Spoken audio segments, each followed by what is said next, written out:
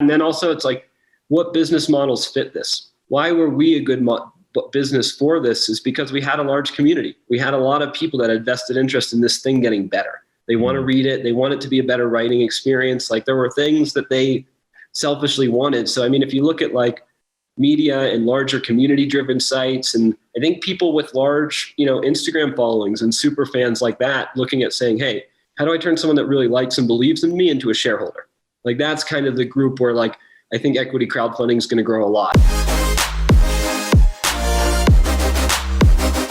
So we raised $1 million from 1,200 people. So, kind of a smaller, sizable donation. We remain an entirely common stock company.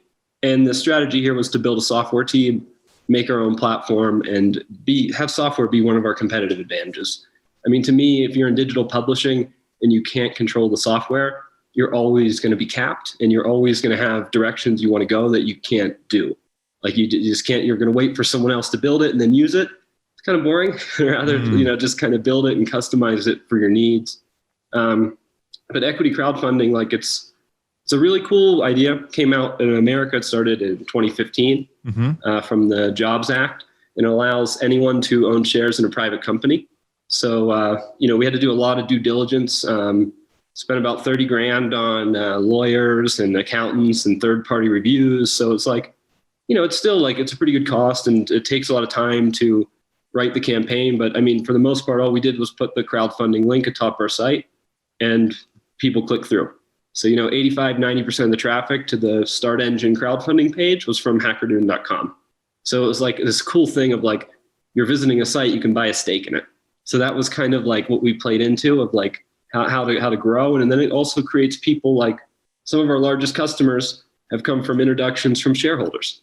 So you have this little army of people that have a vested interest in growing this thing because they like this thing already and they see it could be bigger and better. So like in terms of aligning interest, it's a lot cooler to have 1,200 people that already like the site than one venture capitalist who thinks you have an interesting idea and may want to change the direction you're trying to take this thing, or you just have one partner who, that's it's a lot more fun to have the community owning a piece of it. And whenever I grow this thing in the future, that they're going to, be rewarded for believing in this.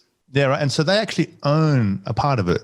Yeah. So like it's not like what are those other crowdfunding sites? Like Kickstarters and stuff. It's more it's equity crowdfunding. So they're getting a piece of the company. Is that right? Yep. How does that work exactly? Like is it like a large percentage? Is it a small percentage? Like how much have you given away? With equity crowdfunding, the range is they've bought about 13% of the company for around $1 million as a group.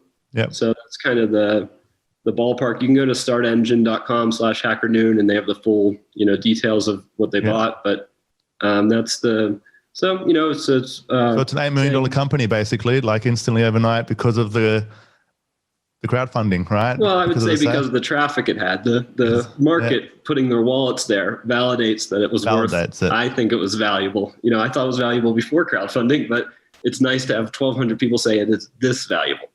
Yeah. And it's black and white as well. It's like, because everyone thinks their company, their baby is like the best one in the world, right? But it's only when you get that external validation, and especially when it comes to valuations, it's absolutely black and white. Yeah. So when somebody spends money for a percentage, that's the value. That's absolutely black and white. And so, but it also shows like the passion and the quality of the company of HackerNoon, right? The fact that like you raised quite a lot of money.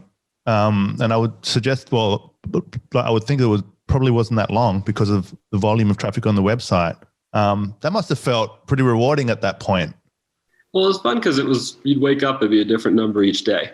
That was like, it was kind of fun to go through that process of like, do work and then suddenly, 10,000 investor came in. You just see the number live in real time changing. So it had a little like, just like you're watching your sales meters and your startup numbers, it had a little bit of that for sure. That was pretty fun. Yeah. It's like Google Analytics on steroids. Like it's stats that are money. That's why I would just love to see the Google ads, like the dashboard, like inside of basically inside of the Google headquarters, to see just because we calculated it like back in 2016, like we did this chart on, I was like an infographic on kind of how much Google makes per second.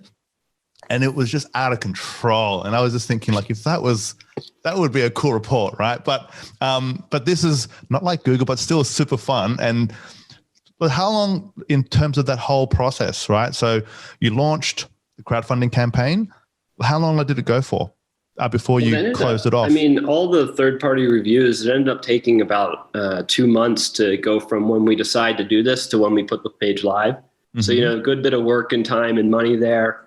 In that front. And then I think we ended up running 5 months, something in that range. So it went for a good bit, actually. Okay. It's 1,200 people. It's a decent amount of people making decisions and over time. So, it's just like a marketing or a sales campaign or other ways of fundraising. It's effort. You're not going to just, even though most of the traffic was, and then most of the traffic's from HackerNoon that you have to keep working on. And you have to keep growing the thing so that the link at the top is, getting enough referral traffic to grow, the next thing. So it's a lot of work.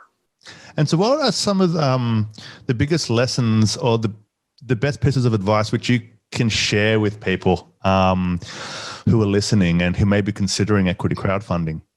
Just preparing for the marketing and sales side of it is a lot, and making sure you're making enough revenue that you can budget for the cost of fundraising. So it's whether you're flying around in the old way and meeting people and like trying to spend in the networking side of it, or you're building a marketing campaign, or you're building your sales pitch, like it's a lot of upfront work. So I would say that, and then also it's like, what business models fit this? Why were we a good business for this? Is because we had a large community. We had a lot of people that had vested interest in this thing getting better. They want to read it. They want it to be a better writing experience. Like there were things that they selfishly wanted. So, I mean, if you look at like media and larger community driven sites, and I think people with large, Instagram followings and super fans like that, looking at saying, hey, how do I turn someone that really likes and believes in me into a shareholder? Like that's kind of the group where like, I think equity crowdfunding is going to grow a lot. If you're like trying to sell another shoe and most of the people that visit your sites are interested in shoes, you're probably not a great fit for equity crowdfunding unless like, hey, maybe you figured out Tom's, a mission-driven shoe company. But if you're not as mission-driven, equity crowdfunding is probably, less viable in a lot of ways.